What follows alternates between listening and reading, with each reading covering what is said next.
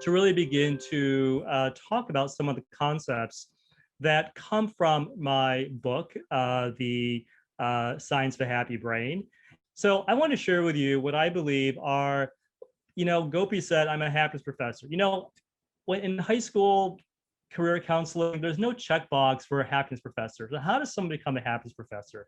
Well, I actually have been always interested in the brain and how spirituality and science converge to really help apply practices and tools for achieving well-being. But because we're talking about behavioral health, and because I know many people on this webinar have a South Asian background, one thing that we're really trying to do with Crack the Wellness Code is remove the stigma on mental health. So I want to share with you a personal story that really, I think, is the impetus that got me to write the book, Science for Happy Brain, and really begins to explore some of the deeper concepts that we can begin to recognize about how to cultivate deeper well-being. So what I'm going to say is, when I was 27, my mother died from suicide. It was a horrible, traumatic experience. I was something unexpected, but it was the impetus that got me to talk about and investigate the science of happiness and really begin to write this book, Science for Happy Brain, which I'll be talking about in great detail today. I also have an online course called Investing in Happiness, Improving Your Business and Work Through Brain Science. This really is topics from that online course I use when I present to Fortune 500 companies and to the corporate world. But what I want to say is, we can begin to look at happiness through the lens of brain science research. We can begin to explore what I believe is why we have to really focus on happiness in our lives right now and the science behind it. So I want to kind of share with you what I believe that 2021 and 2020 has been a perfect stress storm. We have experienced fear and anxiety about a new disease, and what could happen can be overwhelming. It can trigger strong emotions and reactions. We know that public health measures such as physical distancing, masking, staying at home can make us feel isolated and lonely, which can fuel our anger, anxiety, and addiction, which is the subtitle of my book. The belief that COVID-19 restrictions are going to be temporary generate confusion and despair. One of the things that we're learning in the brain science research is that when there's no end in sight, when something feels unrelenting, it can actually aggravate our mental health and our happiness, because the brain actually has evolved to really seek safety, security, and stability, three concepts we'll talk about shortly. But the point being is that what is also taking place is that many of us are questioning what the future looks like. They talk about, when is the normal coming back? Well, the normal is not coming back. We are going to have to deal with what we call a new normal. How can we begin to look at moving forward in such a way through growth and resilience? So I also want to make sure that we are aware that what's going on right now is what we can call trauma. All of us in some way, whether we are able to admit it or not, have experienced some form of trauma, whether that's through grief or loss. What's unique about trauma is that it can unfortunately present us to lose hope, inspiration, and joy.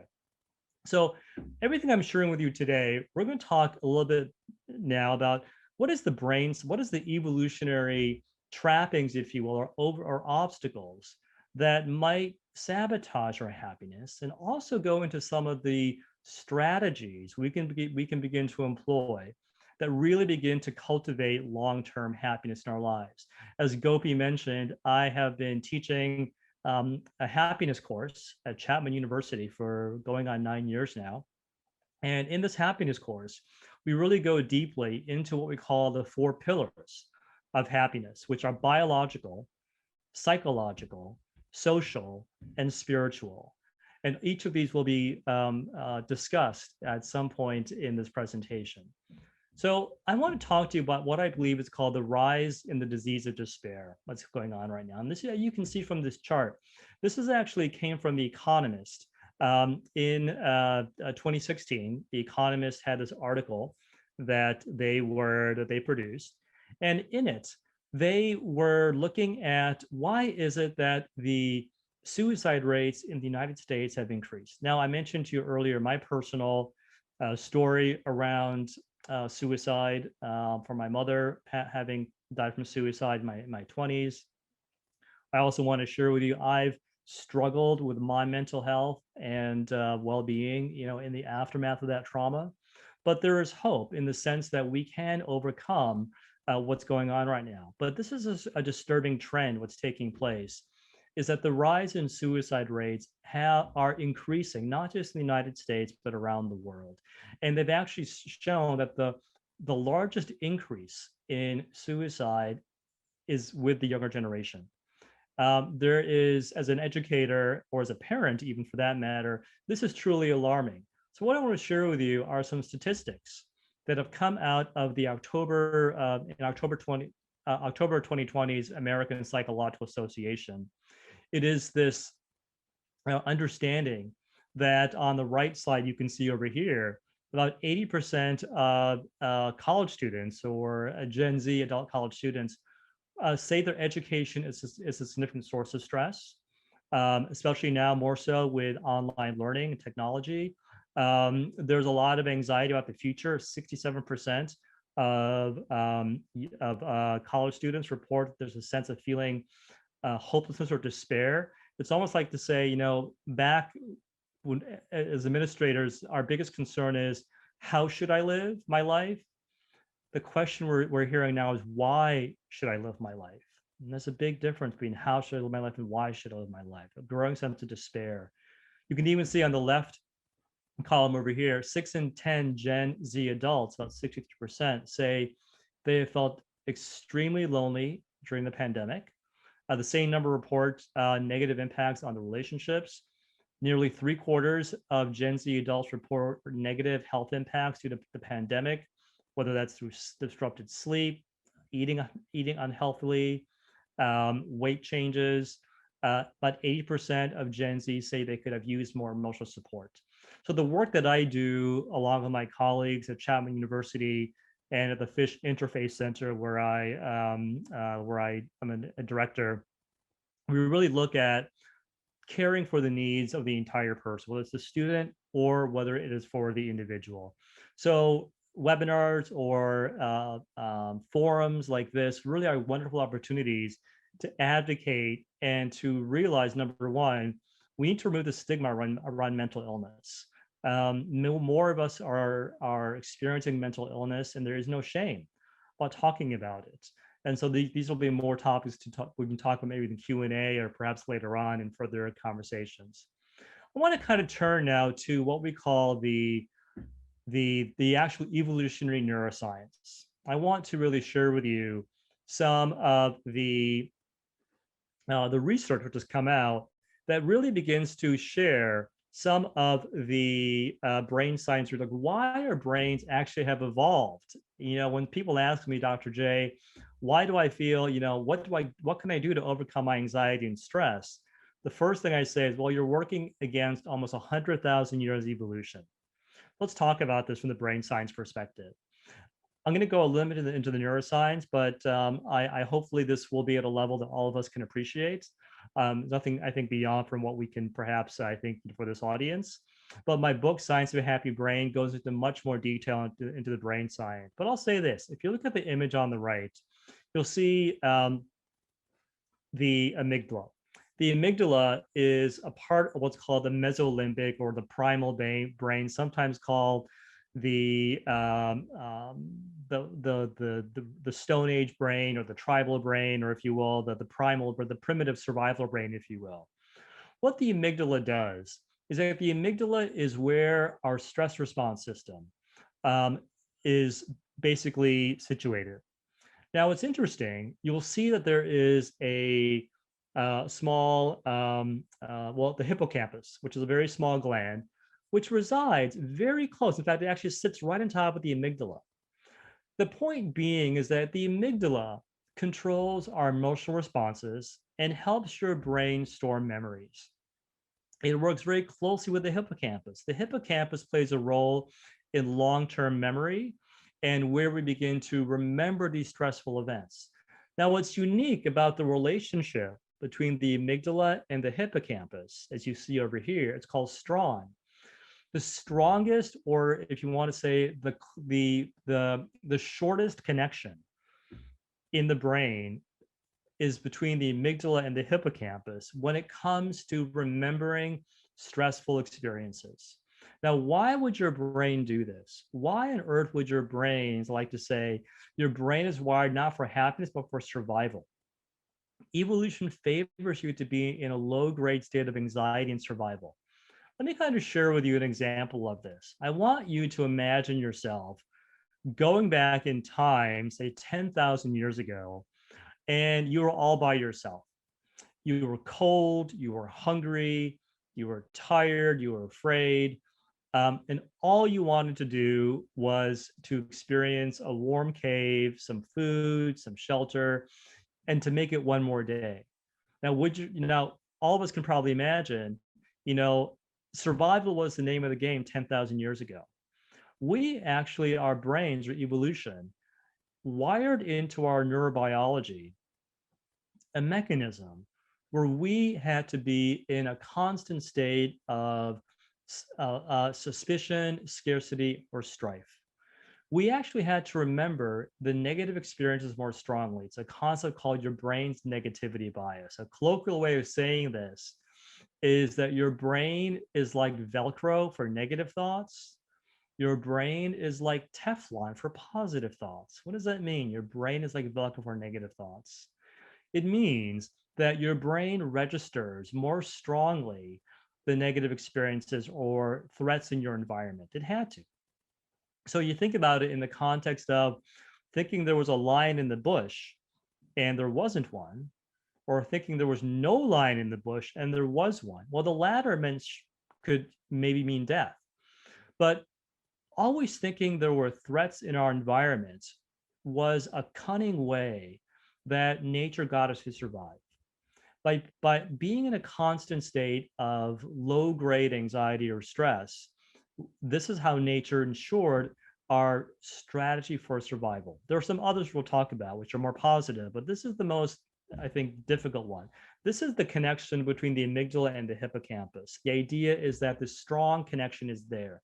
Now you see, but there's a weak connection between the prefrontal cortex and the hippocampus. This is the part of the brain where where our prefrontal cortex, where we make our rational thinking, where we can rewire our brain. So there's a concept called neuroplasticity, the idea that our brain can rewire itself, but it takes practice. One of the biggest challenges that we are experiencing right now during the time of COVID is that more of us are registering or are functioning through our day through this primal neural mechanism, the amygdala and the hippocampus. So every little thing can seem threatening, can seem like a threat. We need to cultivate this other connection, which tends to be weak, but through time can actually be increased. One of the biggest, one of the many negative attributes around stress and anxiety is that it creates inflammation in the body. Well, what's bad about inflammation? Well, in some ways, inflammation can be good to fight off a virus or an infection. But prolonged stress or prolonged anxiety, unrelenting stress, increases the pro-inflammatory response system in your body. The greater the amount of inflammation you have in your body, the more, in the long term, weaker immune system. It can lead to cardiovascular issues, neurocognitive health. So there are a host of issues that can result from prolonged inflammation in the body. So we are living in an age of anxiety. Anxiety presents itself in many different ways, as you can see here, whether difficulty in sleep, whether it's struggling to pay attention. You may go through these and see, wow, I kind of experienced quite a few of these right now going on, which is normal. But anxiety is something which is different than stress. Think about it this way. our minds are this beautiful, amazing pieces of evolution. But unfortunately, our minds have a very easy ability to project into the future and to dwell on the past. Very rarely are we grounded in the present moment. So anxiety tends to be the anticipation of stress, which is not in the present moment. So not knowing when we get a vaccine, or not knowing when COVID's going to end, or not knowing all these things are taking place can actually fuel our anxiety. But let's talk a little bit about, before we kind of talk about some of the strategies, let's go into what I call the brain science of resilience and thriving. We talked about a little bit about this, but here's 3 ways your brain sabotages your mental health and well-being. The first is change and uncertainty.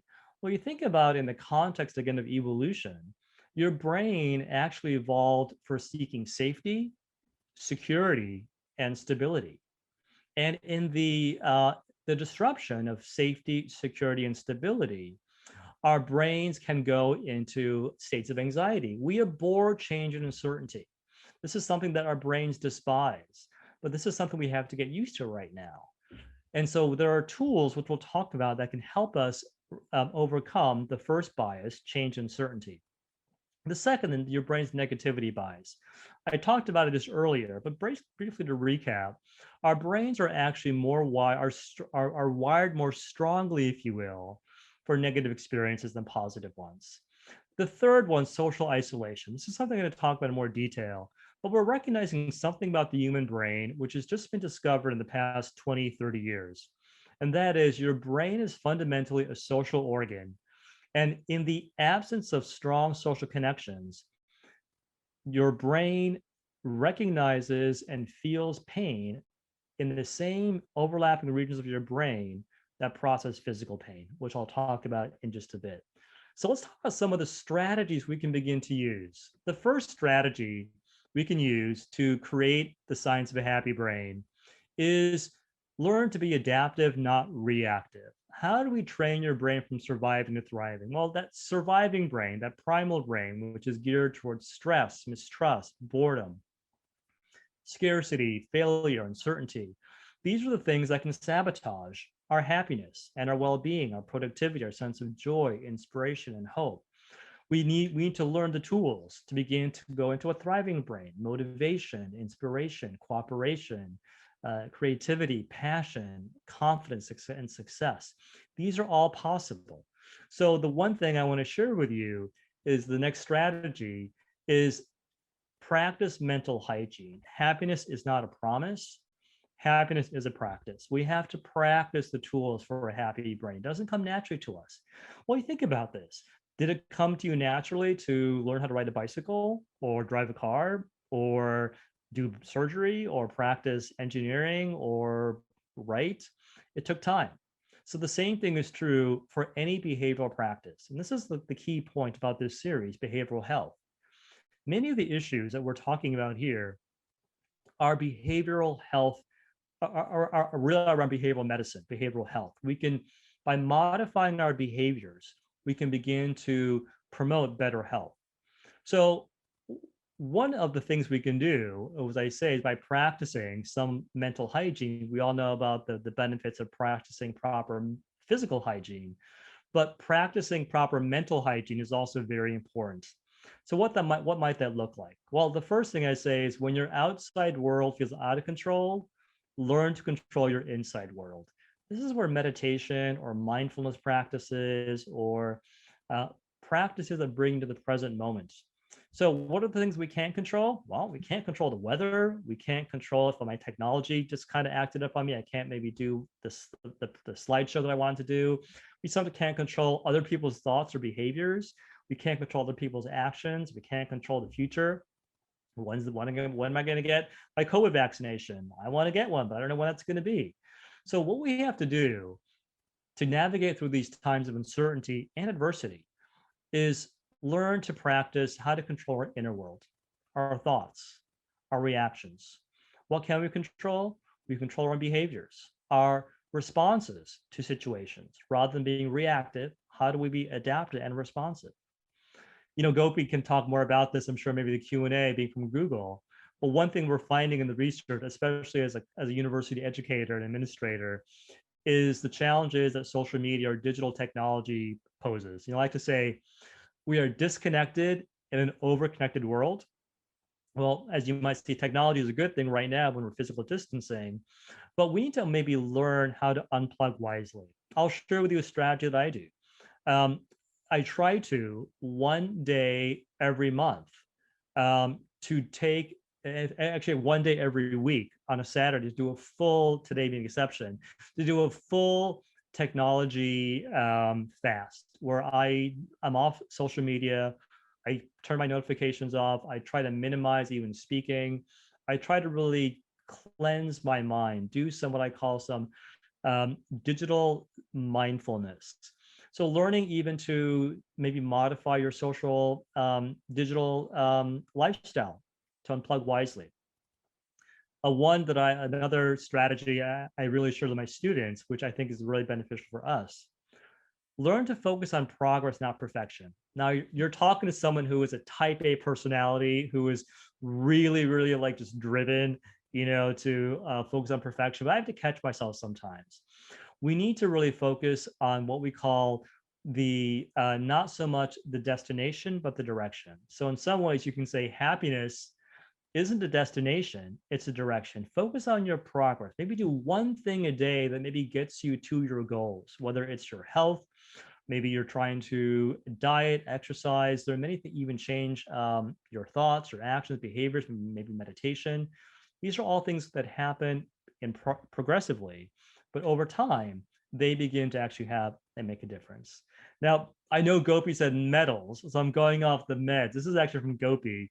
Self-care. I think self-care, we have to realize self-care isn't selfish. Self-care is essential. Take your meds, which comes from Gopi, his first book, Meds, Mindful Breathing, Exercise, Diet, and Sleep. If you can't do all of these, maybe try one of these. Maybe do one of these starting today. What's one of these you can start doing to really focus on in your life by taking your meds? The third strategy, get your daily dose of vitamin S, vitamin social. Vitamin social is vitamin S. Vitamin social nourishes your social brain. One thing that I'm finding that the COVID crisis has revealed is that in times of crisis, it reminds us of how truly interconnected and interdependent we are on each other. We need to learn to invest in social capital, whether that's in the corporate world, the corporate boardroom, the living room, the classroom, uh, or any place in your life. Investing in social capital is the key. Coping with stress together makes you, the people you care about, and your community happier and stronger. Connection is really key. No, it's okay not to be okay. It's okay that you need to turn to others if you're struggling. Don't hide it yourself in. I think there's a really negative, I think, cultural mind frame we have, at least in the Western society here, and probably other cultures as well, where we have to bottle things up. There's a shame around maybe talking about our mental struggles or psychological challenges. So open up and talk about them. Know that physical distancing isn't social distancing. We can still be there with each other, even virtually. And remember, you're not alone ever. You're always surrounded by care and support. I want to share with you in the last few minutes we have what I believe is one of the most revolutionary findings to come out of brain science research in the past 15, 30 years. And that's the idea of the social brain. The idea is simply this. I want you to think about this. If you remember going back to the example I said about, imagine going back in time 10,000 years ago to our ancient Stone Age tribe dwellers. You're all alone. You're hungry. You're cold. You're frightened. All you want is a warm case, some food, and some safety, security, and stability. Would your chances for survival increase to make it one more day if you had one other able-bodied person you trusted alongside you? Well, yeah, the answer is yes. And imagine if you had 5, 20, 50. You now have the basis of what we call a tribe. I want you to think about it in this context. We humans are not the fastest of animals. We're not the strongest. We're not the tallest. We can't breathe underwater. We can't fly naturally. So what is the one winning strategy we humans excelled at that made us the top species on the planet? It is our ability to form into complex social networks and navigate the complex terrain of our social environment. To socialize is to survive, to thrive is to thrive. Evolution favored socialization as a strategy for survival. Well, we know this to be the case for any physical adaptation like opposable thumbs, walking upright, vocal cords. These enhance human survival. So socialization is the same thing. And I want to tell you something. We really are not homo. We are more Homo socialis, social humans, than we are Homo sapiens, the intelligent humans. So an equation which still holds true today, going back 10,000 years ago, abandon from your tribe, the people you cared about. This made you operate from your surviving brain, stress, anxiety, panic, because you had no other people to turn to. When we learn to attach to our tribe, we're part of a loving tribe where we feel a sense of belonging, sense of attachment. This allows us to thrive. So this really is very important. The social brain is, in my regard, which is the foundation for my book, Science of a Happy Brain, one of the hidden missing pieces that really can begin to help us cultivate the science of a happy brain. Here's a bit of a research I want to share with you since I'm talking to, I think, to some of the science audience here. I want you to look at this image in the top, in the left-hand side. This is actually an image of an fMRI. Test subjects were put into the sophisticated brain scanning devices, and they wanted to measure what happens in the brain if we were to elicit some form of social exclusion. So they did this very fancy experiment where they tricked the person in the fMRI machine to believe that he or she was being no longer being able to participate in a virtual game of like toss the ball. So what they wanted to discover, what part of the brain fires when we experience either social exclusion, social isolation, loneliness, what we call social pain. This was remarkable. This study took place about 15 years ago. What they discovered is that the same region of your brain that experiences, whether it's social isolation, loneliness, social exclusion, is processed in the overlapping region of your brain that processes physical pain. The converse is also true. Your body has a system to regulate pain.